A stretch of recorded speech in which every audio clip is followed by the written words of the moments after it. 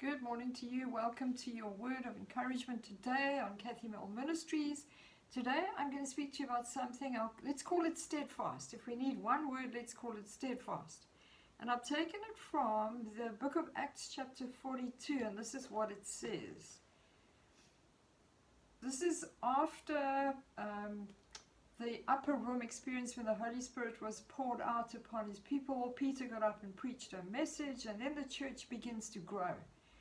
And then it says here in verse 42 of Acts chapter 2, and they continued steadfastly in the apostles' doctrine and fellowship, in the breaking of bread and in prayers.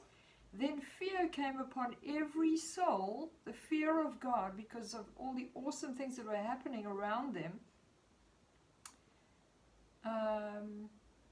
In the breaking of bread and in prayers, then fear came upon every soul, and many wonders and signs were done through the apostles. Isn't that amazing? This is the birthing of the church, where there's the fear of God because of what has just happened. The Holy Spirit has been poured out upon people. Thousands are being saved. They're gathering together. Remember, the key word here today is steadfast. They continued steadfastly. And I believe that God is doing something in our hearts today. I've already posted a little video. If you've seen it, then great. That God is stirring our hearts to pray, and He's connecting people of the same vision, like-minded hearts who have a heart to see the Spirit of God poured out upon His church again, and to see the miracles. And so people are praying along those lines because the Spirit of God is causing us to do that.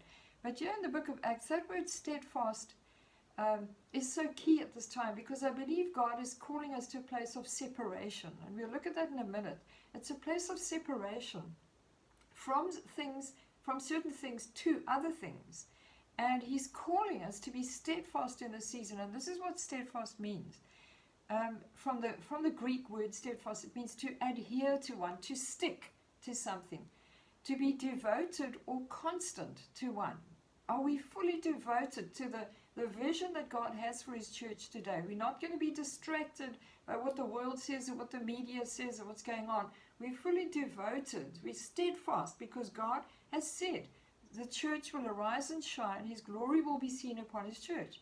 Then it also means to be steadfastly attentive unto, to give unremitting care to a thing. We're going to watch over this thing. What is the Holy Spirit instructing you to do in this season? Are you going to be steadfast about it? To continue all the time in a place, to persevere and not to faint, to show oneself courageous for, and to be in constant readiness for one, to wait on constantly. I also spoke a while ago about gird up the loins of your mind, and it means be prepared, be ready for action.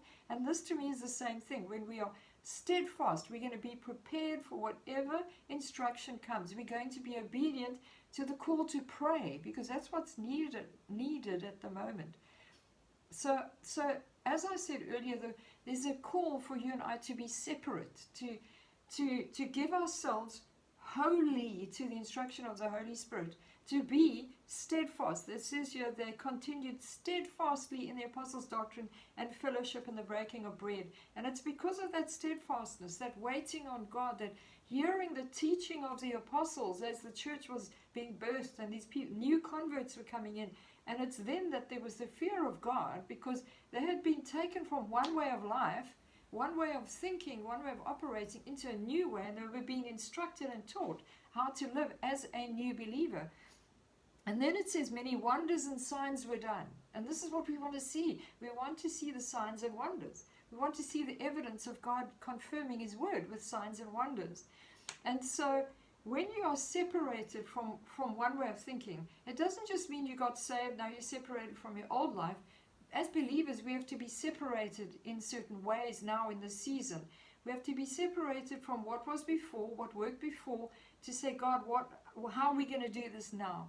We have to be separated from our old expectations to new ones. What is God going to do? It's not going to be the way it was before. We have to be separated from striving to rest, because when we strive, we miss the move of God. We're so busy trying to make it happen that by the time it happens, we're tired and burnt out and stressed and disappointed. So we have to get into this place of rest in God, saying, God, I'm resting, I'm waiting on you. From the expectations of others, we have to be separated from what other people are expecting us to do, and to live in a way that our main purpose is to only please God. I no longer say yes to every lunch date, every coffee date, every email I have to reply to. My focus at the moment is to be totally separated and steadfast, to be concerned about the purposes of God in this season. What does He want me to do? What does He want me to focus on? And the focus at the moment is being separated to Him, to wait on Him, to study the scriptures, to be prepared, ready for action. And it's probably the same for you too. I'm not saying don't go out for coffee, don't have lunch with people, don't go and watch a movie. I'm not saying get all religious and super spiritual, that you never leave your house. But be sensitive to the instructions of the Spirit of God, so that you're ready for action when action comes.